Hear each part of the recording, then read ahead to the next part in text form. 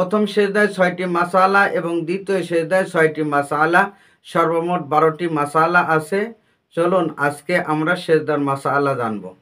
রহমতে আলম নবী নূরে মুজাসসাম। আসসালামু আলাইকুম ওয়া রাহমাতুল্লাহি ওয়া বারাকাতুহু। ইন্নাল হামদালিল্লাহ ওয়াস সালাতু ওয়াস সালামু আলা রাসূলিল্লাহ। দূরের ও কাছের যে যেখান থেকে শুনছেন সবাইকে আন্তরিক সালাম এবং মোবারকবাদ। নামাজ 2 রাকাত নামাজের মধ্যে 7টি মাসালা, তার মধ্যে আজ আমরা আলোচনা করব প্রথম রাকাতের 2টি সেজদার মধ্যে কতটি মাসালা আছে।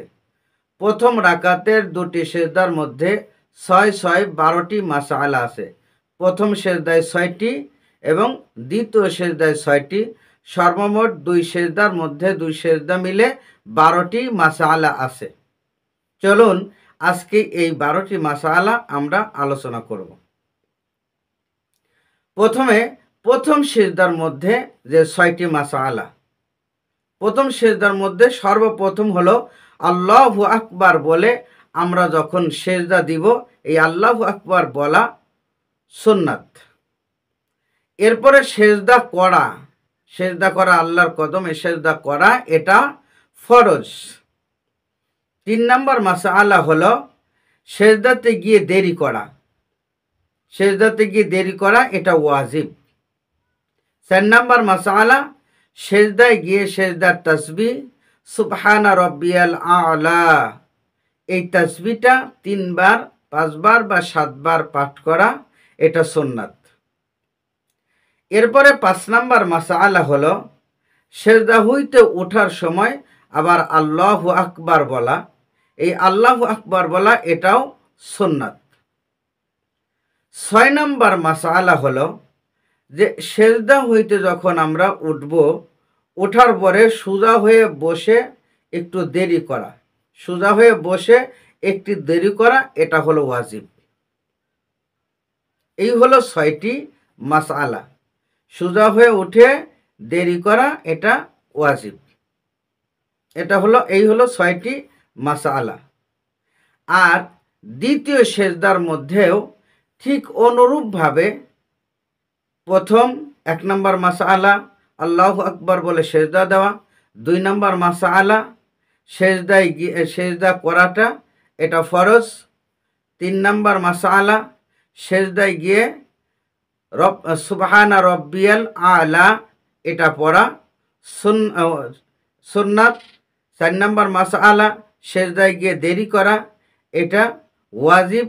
5 নম্বর মাসালা সেজদা থেকে ওঠার সময় আল্লাহু আকবার বলে ওঠা এটা সুন্নাত। আর 6 নম্বর মাসালা হলো সেজদা হইতে সোজা হয়ে বসা। সেজদা হইতে যখন আমরা উঠব, ওঠার সময় একদম সোজা হয়ে বসা এটা ওয়াজিব। তাহলে এই যে 12টি মাসালা আমরা পেলাম 2 সেজদার মাঝখানে, 2 সেজদা মিলে।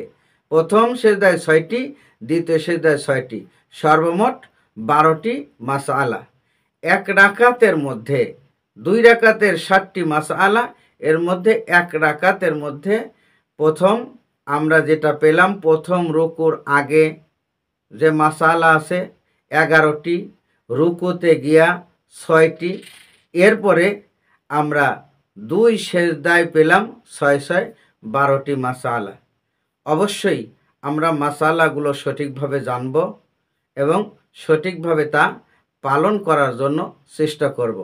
পাশাপাশি আমার এই ভিডিও যারা দেখছেন তাদের কাছে অনুরোধ থাকবে আপনারা এই ভিডিওটি অবশ্যই শেয়ার করবেন, কমেন্ট করবেন এবং সবার মাঝে ইসলামের দাওয়াত হিসাবে নিজেকে দায়ী হিসাবে দাওয়াতটা পৌঁছে দিবেন শেয়ার করে। আর যদি নতুন হয়ে থাকেন অবশ্যই সাবস্ক্রাইব করবেন।